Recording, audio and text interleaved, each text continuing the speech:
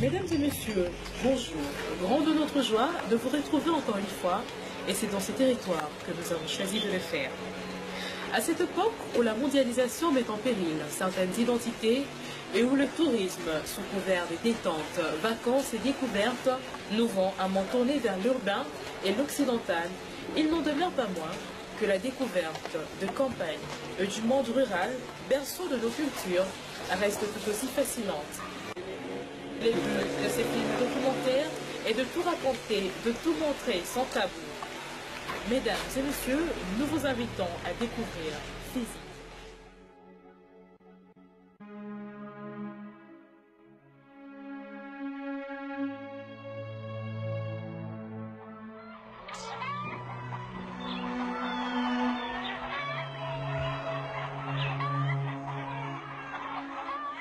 Il est 7 heures que depuis longtemps, le soleil s'est levé. Les oiseaux chantent au village. Les pilotes montent en cadence dans les mortiers. Les danses traditionnelles, les folkloriques s'exécutent ici et là.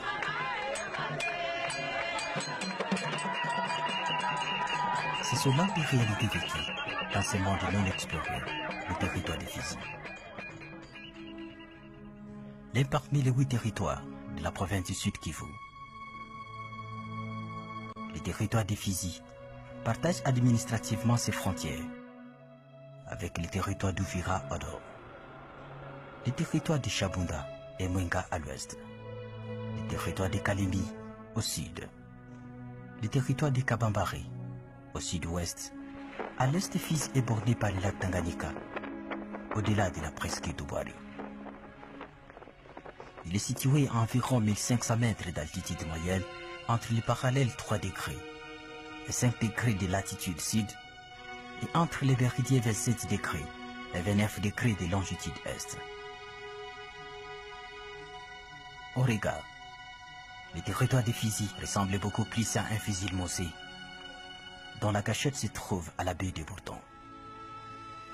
Sa superficie couvre un total de 34 700 km², soit une étendue plus grande que le Rwanda, plus grande que le Burundi, qui a 27 830 km², et même plus vaste que la Belgique, qui a 33 100 km².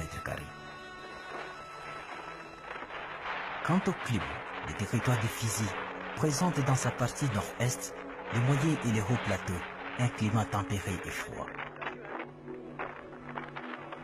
Le sud-est, près du littoral ouest du lac Tanganyika, est caractérisé par un climat chaud et humide.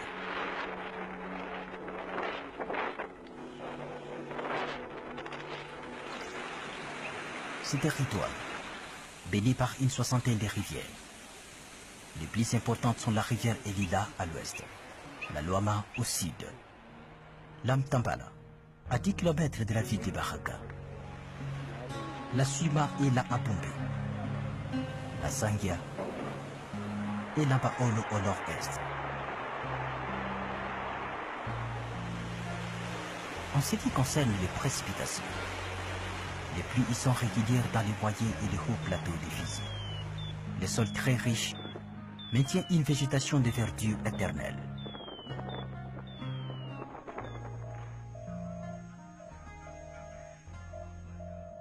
Quand et comment le territoire de Fizi a vu le jour?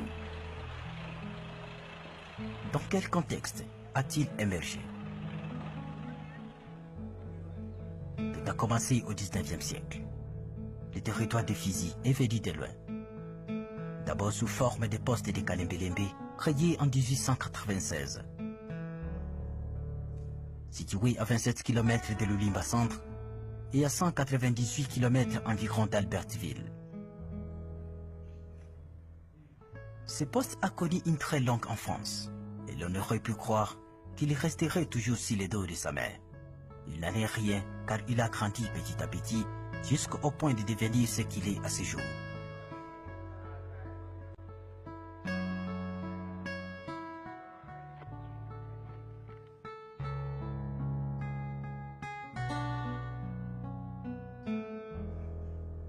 Conformément au décret du 15 avril 1926, préconisa la désignation des territoires du Congo belge par les dons des ethnies respectives qui les habitent. Les postes de Kalembelembe étaient devenus le territoire de Babembe par le décret du 21 octobre 1926, sous la conduite du premier administrateur territorial, M. Beur, avec comme chef-lieu Kalembelembe.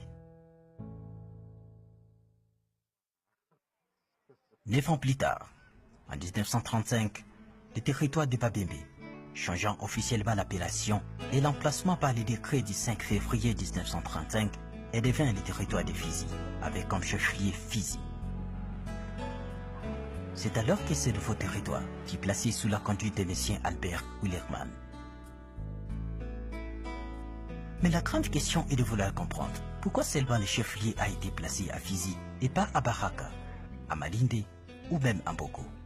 Quand il s'agit de l'histoire, il peut y avoir des versions différentes. Si aujourd'hui le chef-lieu depuis 1935 est à Fizi Centre, les motifs qui avaient présidé à ce déplacement du chef-lieu de Kalembelembe pour Fizi Centre, c'est entre autres la recherche d'une centralité. Il fallait rapprocher le chef-lieu du centre du territoire pour permettre à ce que les gens qui viennent des différents coins puissent accéder facilement. C'est dans cette hypothèse-là qu'il y avait 3 possibilités. Ils avaient envisagé de mettre le chef-lieu soit à Baraka, soit à Malinde, soit à Fizi Centre. Sur le critère de centralité, ça viendrait vers Malinde ou même Baraka. Mais vous savez que les chefs-lieux du territoire à l'époque coloniale, au chef-lieu, il y avait aussi des infrastructures, notamment un hôpital du territoire, des écoles, mais aussi un système de communication. Or, les administrateurs coloniaux qui étaient des Blancs, ils aimaient beaucoup un climat tempéré, un climat d'altitude où il y a un peu plus de fraîcheur. Et à mon avis, je crois que ce sont les raisons les plus probantes. Rapprocher le chef-lieu vers le centre,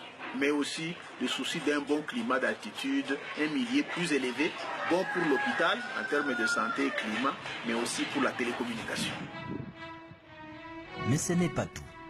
À l'exception de ces raisons ayant poussé les colonisateurs de maintenir les chefs-lieux du territoire à Fizi, plusieurs autres spécificités observées sur les plateaux expliqueraient mieux le maintien et l'origine du nom de ces territoires. Pour d'autres auteurs, Fizi désigne l'hyène, un mammifère carnivore, lequel était vraisemblablement rare dans toute la région de la jeune Kalembelembe. Ce qui aurait poussé les autochtones à donner au territoire de Babembe le nom de Fizi, c'est lorsqu'une sentinelle réussit à tuer cet animal sur la colline Akianga. Par la suite, le nom de Fizi a été déformé en Fizi par les autorités coloniales. Pour rappel, signalons qu'à cette époque, le territoire de Fizi incluait la collectivité d'Itombwe, qui a été ensuite rattachée au territoire de Mwenga en 1948. Qui dit Oubembe fait allusion à Fizi et Itombwe. Itombwe étant donc le berceau du peuple Moubembe.